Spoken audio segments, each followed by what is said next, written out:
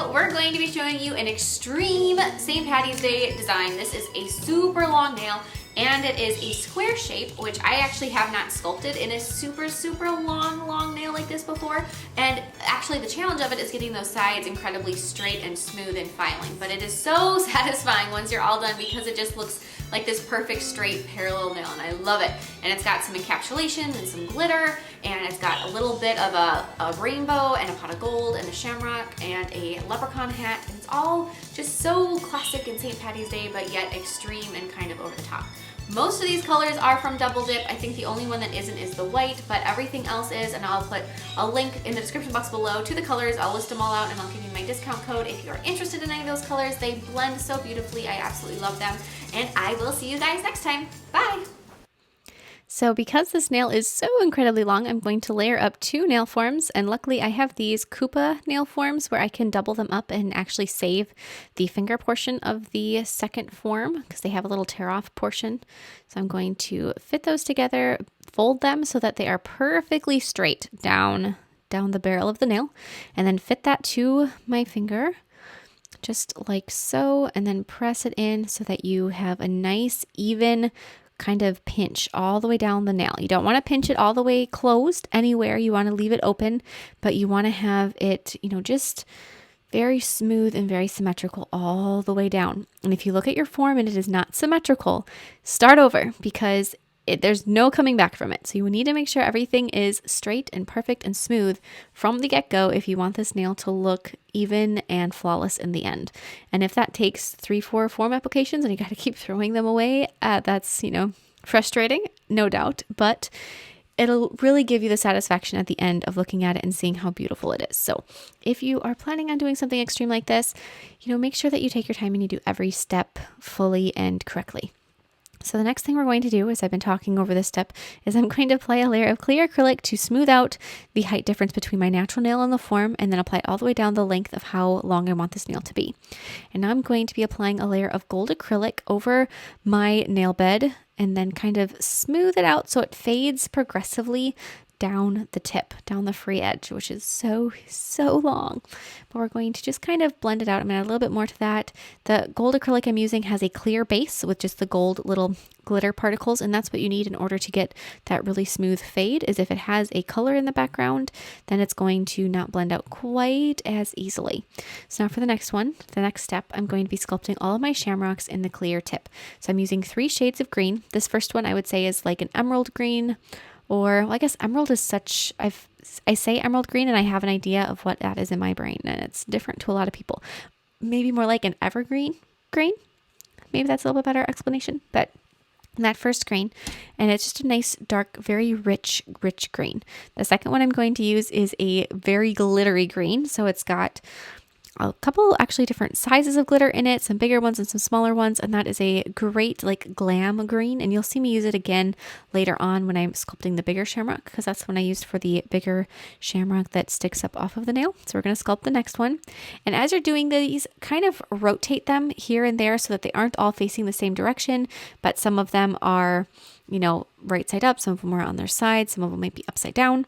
And then the third shade of green that I'm using is going to be a very neon green. And all 3 of those greens are from Double Dip. I will put the color names in the description box below. That gold is also from Double Dip. I know I said in the beginning of the video that I thought all besides the white color were, and so I'm pretty sure it's just the white and the clear that I used that were not from Double Dip, but otherwise the rest of these are. And I really like the texture of Double Dip's acrylic, and whenever I'm trying to do something and I know that it's going to be tedious, which this nail is no doubt tedious, then I like to use acrylics that don't run very much, that kind of, stay where I tell them to stay and are just easier to work with and don't drive me crazy. And so that is part of the reason why I'm specifically using those colors, is because I find them to be easier to use and a little bit more, I don't know if buttery is the word, but just smoother. So if you have a product that you just really, you trust, then that is the great thing to use. Otherwise, just a variety of greens. And if you have more greens at your disposal, you could certainly, switch it up and do 4 greens, 5 greens. Just try to use a variety of greens for the shamrock so that there is a lot of different variety within the tip. And so basically you just keep filling these in and layering them until you have the whole thing filled in. So I went through and I actually added a few more up above that overlapped onto the gold a little bit more. But just basically whenever I was happy with the amount that there were, then you can go ahead and you can encase the nail with a layer of clear acrylic. When you are encapsulating this nail, one thing to keep in mind is that you want your acrylic to be not a lot wetter, but just a little bit. So if your acrylic is too dry for this particular step and you go to encapsulate over the top of all of those lumps and bumps that the shamrocks created, you're going to end up with little air pockets that are around the sides of the shamrocks, and it's going to leave these really bright splashy bubbles that you can definitely see through the nail. And you want this nail to be as clear as possible around those shamrocks and also as strong as possible and not have any air that is compromising the nail in any way. So when you're applying it, you want it to be a little bit wetter and then really press it into the shamrocks, if that makes sense. So use the belly of your brush and just push it in and it'll get around all of those. And once this nail is fully encapsulated, you can remove that pescule form, and at this point it will be sweet relief to get it off of your finger. And then you can go ahead and you can start filing it into shape. I used an e-file for parts that I could, and then basically everything else I just used a hand file. With a nail that's this long, a hand file is going to give you the best results, but obviously you can't hand file the whole thing. I mean, you can. It's not like it's impossible, but it'll just be exhausting if you try to. So try to do as much as you can with an e-file ahead of time just to make this step a little bit easier on yourself. And once it's all filed smooth, then give yourself a pat on the back. And now we're going to start making the little charms that are going to stand up off of the nail. So the first one I'm making is that glittery green, and it's going to be for my bigger shamrock. And so I'm going to, first I sculpted a circle and then I pressed in on the top, bottom, and the sides to kind of start out that shamrock shape and then fill in and press out to get nice round, even shamrock. At this point, after you sculpted all those ones on the nails, you are a master at sculpting shamrocks. And so it should be really easy after you did all those other ones. And then next to it, I'm going to be making my cauldron. Oh my goodness, I just said cauldron like this is a witch. No, my pot of gold.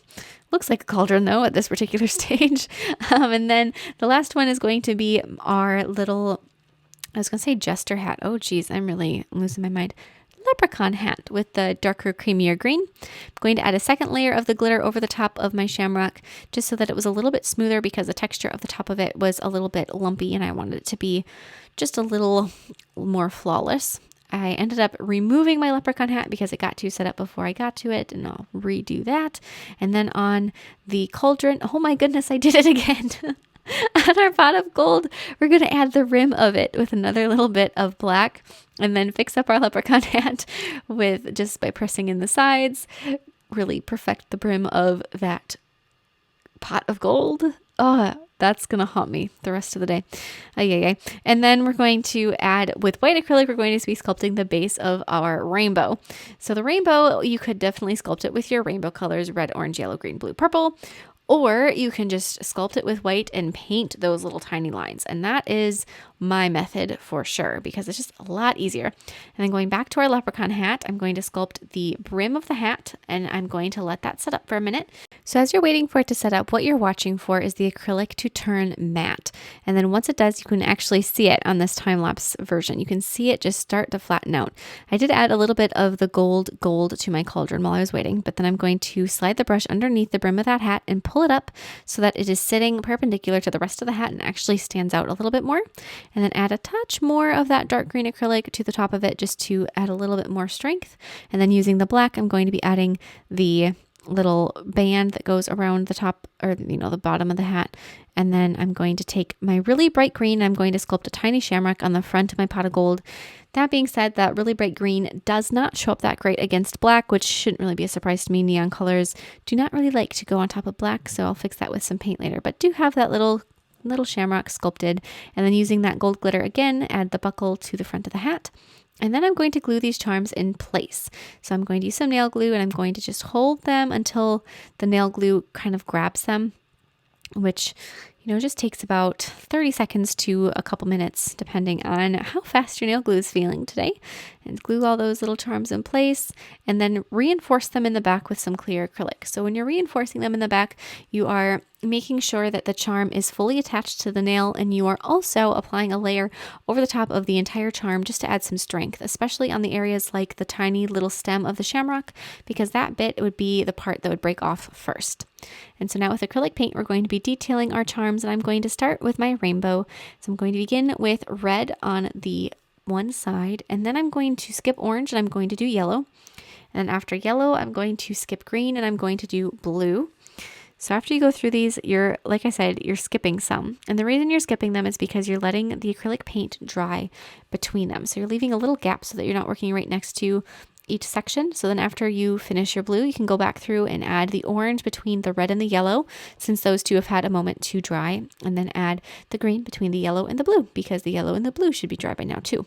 Acrylic paint dries incredibly quickly, so that is a huge benefit. And then I'm going to add a little bit of a really bright green over my shamrock on the front of the pot of gold. And then I'm just going to do a couple little outlines, not too much, but just a little bit on top of the gold to make it stand out a little bit better. A couple little lines to make it look like it's big mountains of gold. A little bit of outlining around the buckle on the leprechaun's hat. And then to finish this off, we're just going to be doing a couple highlights here and there just to add a bit of a cartoony vibe to the cauldron. Oh dear, I did it again. But then we're going to be applying a layer of gel sealer over the entire nail. And at this point, you can really see the clarity of the nail around the shamrocks, and it just looks so cool. Kind of work that gel sealer up and around all of the charms that are up above the nail. Kind of get it in and around everything, and then apply some what's called 3D glaze, but it's basically just a traditional polished top coat, so not gel, and that will dry with like a satiny finish over the charms, and then this nail is done. I love it so much. It's extreme, it's over the top, it's crazy, and I really enjoy sculpting nails. Until NTNA, which I was doing a year ago, I really never sculpted that much. I knew how to sculpt, and when I had to, I would, and I, sculpted on clients and stuff, but artsy sculpting just never was something I got into. And then when I was working on NTNA projects, I absolutely fell in love with sculpting, and that was probably the biggest gift I got in NTNA, was I rediscovered how much I love to sculpt. So there's the one color I use. That's the glittery green. It's called Coastal Cabana, but all the other greens and the colors from Double Dip I will put in the description box below, as well as my discount code. So if you are interested in any new little fun stuff to look at, that would be the place to go, and I'll see you guys next time. Bye.